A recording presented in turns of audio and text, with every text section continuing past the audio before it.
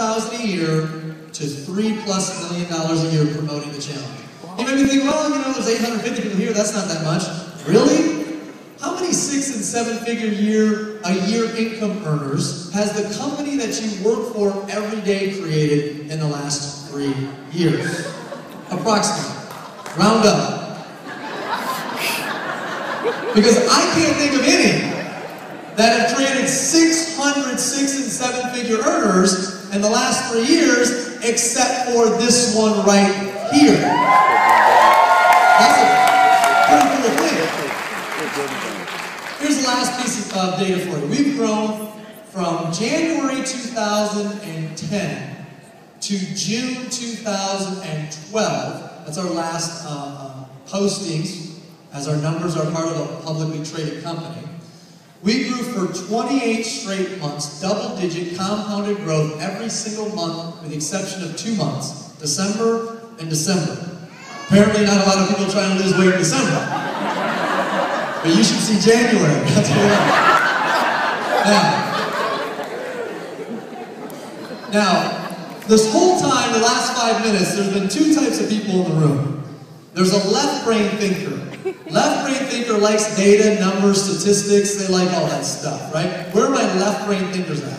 4 of you, excellent, okay. And you can always tell who the left brain thinkers are, just like, yes, it's very interesting, yes.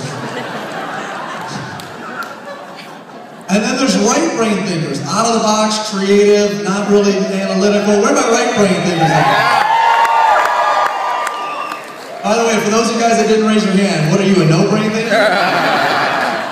Just checking. Alright. You always can tell who the right brain thinkers are because they're always like, woo! And then at the end they turn to a left brain thinker and they go, what's that mean?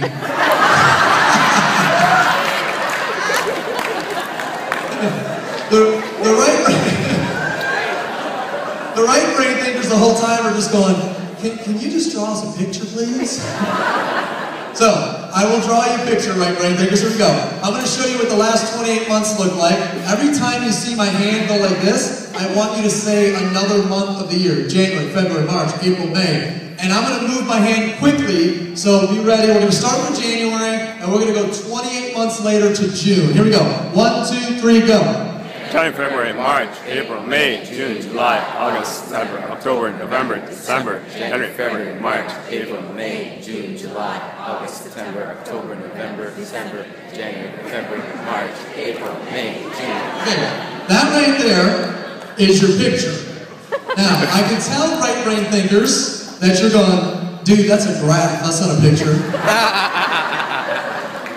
So, we're going to break down this graph for you. This right here, this is good. This right here, that's bad.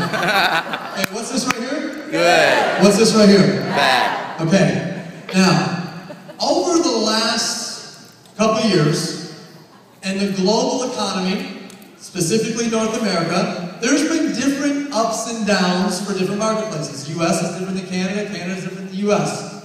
Here is the general marketplace, the general data, okay? So I know one of them might not apply specifically to Canada, it applies more to this marketplace and that marketplace, but I'm going to give you the general recap, North American data. Here we go. Over the last few years, the mortgage industry. Okay, let's try it again. This right here is what? Good. This right here is what? Bad. The mortgage industry. Bad. The banking industry. Bad. Real estate industry. Bad. The construction industry. All industries related to those industries. The automotive industry. The pharmaceutical industry. The insurance industry. During the exact same time, with the exact same people, in the exact same countries, with the exact same problems, the Body by Buy Challenge. Good. Now, here's what this means to me. It doesn't matter how skeptical you are, it doesn't matter how analytical you are, you cannot argue this when you're surrounded by this. Now, let me start over. You cannot intelligently argue this when you're surrounded by this. You can unintelligently argue it all that this stupid thing, that ain't gonna work, dumb milkshakes, I ain't gonna drink a milkshake, gonna lose weight anyway, stupid BMWs, those things, I don't like a BMW. Who wants a BMW?